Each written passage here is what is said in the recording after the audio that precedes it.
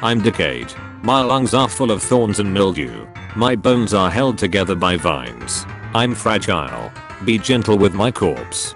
Get out of bed. You're going to school, whether you like it or not. I refuse. I love how you can tell from his entire vibe that Ben Shapiro is a deeply unhappy person. There is nothing behind his eyes but the resignation of a man who woke up this morning to the terrible realization that he must spend another day pretending to be Ben Shapiro. I think we, as a species, should go back to saying alas. It's like yikes, but with culture. Yikes, poor Yorick.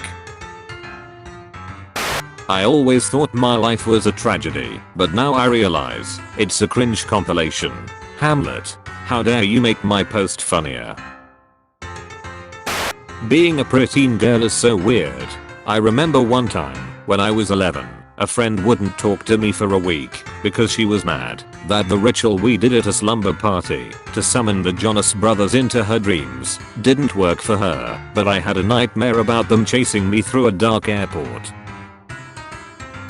The switch from a girl worth fighting for to coming upon the decimated village in Mulan is the most kick-in-the-teeth mood change in all of cinema. That scene shifted more for our generation's understanding of the horror of war in 10 seconds than Game of Thrones did in 8 seasons, and it did it without showing us a single dead body. Remember when they subtly but clearly told us a little girl had been murdered? It's almost like you actually don't need to depict graphic murder, rape, and torture to elicit a serious and emotional response from your audience. Still on patrol. I learned something new and horrifying today, which is that no submarine is ever considered lost. There is apparently a tradition in the US Navy that no submarine is ever lost. Those that go to sea and do not return are considered to be still on patrol. Question mark? There is a monument about this along a canal near here. It's the worst thing I have ever seen. It says still on patrol in huge letters, and then goes on to specify exactly how many World War II submarine ghosts are still out there on patrol. It is almost 2,000 World War II submarine ghosts, FDR. Here is the text from it. US Navy submarines paid heavily for their success in World War II. A total of 374 officers and 31 men are still on board these 52 US submarines still on patrol. Thanks a lot US Navy for having this totally normal and not at all horrifying tradition and telling all of us about it. Thanks. Thank you. Anyway, now my mother and I cannot stop saying still on patrol to each other in ominous tones of voice. There's definitely something ominous about that. The implication that one day they will return from patrol. Actually, it's rather sweet. I don't know if this is common. I'm so ready to be in a relationship, so whenever the universe is ready, HMU with a keeper. I posted this yesterday, then today this cute boy held my hand, and now he is sending me memes. Reblog for love. Give boys romantic physical affection. I don't even know how many guys I have been with or talked to that say they have never had someone hold them, or kiss their foreheads, or play with their hair. I have had a boy break down in front of me because I held him to my chest as he got sleepy, and he hadn't ever had someone hold him like that. This is not right. Boys deserve physical affection, just like everyone else, and not just in a sexual way. They deserve to feel loved and cared for, just like the ladies. Fellas, if she won't let you cry in her shoulders in full embrace for hours in cathartic release of years of loneliness and trauma, she's not the one.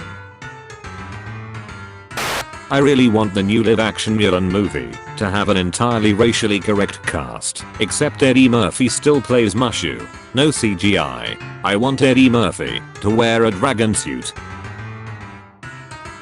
Apple, Google, Samsung. I've been sending this emoji to my friends with iPhones for years, and this is what they've been getting.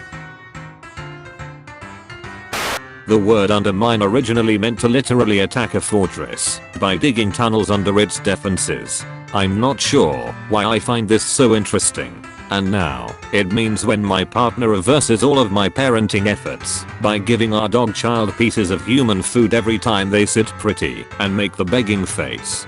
This is just like Dover Castle under the Great Siege of 1216. You say irritably as your partner slips food scraps to your dog under the table. When you step on a leaf and it doesn't crunch. There's something so deeply delightful about animals who can communicate. Actually, I would prefer if you would continue petting me. Humans love to touch. They want to touch as a sign of affection, both to each other and any other creature that brings them joy. And to achieve that, they can and will learn how to make their touch pleasant. If an elephant, a deer, a ray or shark can in any way inform me, get me behind the ears, it feels pleasant, as I can't reach there myself. You bet your goddamn bollocks I'm going to scratch that thing behind the ears. Natural selection gave me hands, and I will use them for mutual enjoyment. Favorite line to use in an argument is I don't need to take this from someone who sucks toes. It shuts down anyone who does suck toes and completely and totally derails and confuses anyone who doesn't. Either way I win. Please, cleanse your mind. I don't need to take this from someone who sucks toes. It was one fucking time. Guy about to invent mayonnaise. Damn, I wish this sandwich tasted bad. OP's never had pizza with mayonnaise. OP's never throttled someone to death with their bare hands either, but unlike what you said, that can change any second. I think people should have mascots. Mine would be a golden retriever, wearing sunglasses, and holding a beer. I have been informed this is called a fursona. One of my least favorite shots in the entire Harry Potter franchise is the one where Voldemort is leaning over Dumbledore's corpse to take the Elder Wand.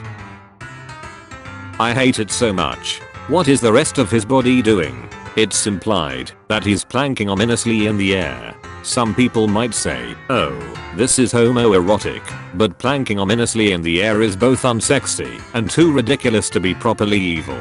I hate this shot, and I hate that it was echoed in the Dark Tower movie with Walter and Roland.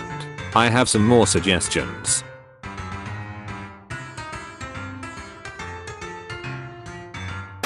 You pop open the glow sticks like gushers, and you slurp out the glow. If you name a child Gertrude, they grow up to be a school teacher or a serial killer, and there's no way to predict which. Wrong fucking post. I read that capsaicin makes your mouth feel like it's burning because it increases your nerve sensitivity to heat, and menthol works by doing the same thing to cold. So, if I eat a habanero pepper and then chew a bunch of breath mints, they'll each other out, and I'll be fine. Hey, guess what hellfire tastes like? There are nice Americans. There are rude Americans.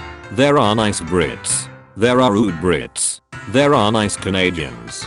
There's Justin Bieber. Every year on Canadian Thanksgiving, we perform a ritual to purge ourselves of our rudeness. Bieber absorbs it all. He was never meant to escape. We are sorry. He was never meant to escape. Dude, what if a prince is cursed to be a dragon, but instead of being upset by it, they're like, hell yeah, I'm a dragon, and they spend weeks finding the perfect decrepit castle to haunt, and try to convince their fiancée to be a princess in the tower, just for like a week, and everyone is like, we can break the fucking curse, and the prince is like, but I'm a dragon. Disney needs to hire you ASAP.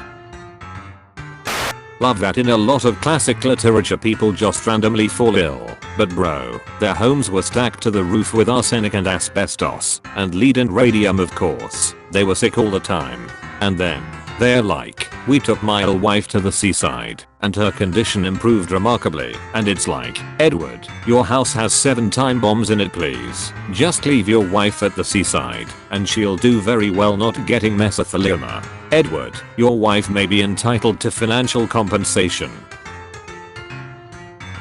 Listen, I'd absolutely F a consenting, self-aware monster, but I wouldn't F every monster. A werewolf, he comes to me and says, hey, you wanna go for a ride? And I say sure, because he's hot. But if Godzilla came to me and says that, no, Godzilla is a father figure, not for fucking OP, the fact that size doesn't deter you, but the principle of the matter and the metaphorical ramifications of sexing Godzilla makes you the perfect 2018 mood honestly. This is the nicest addition to this post I've gotten. It's mostly other monster fuckers calling me a coward. Honestly, my dream is to not be famous myself, but to be married to a famous person. Purely so I could go to events full of other famous people and pretend I've never heard of any of them. I would love to watch the look on Leonardo DiCaprio's face as I ask him what he does for a living, and when he incredulously tells me he's an actor, take a sip of my drink and ask, "And how's that working out for you? Is your cat about to leave you? What to look out for? Fancy new hairdo, loveless glare, suitcase, travel scrabble, new bling. Who gave her that? Plane ticket."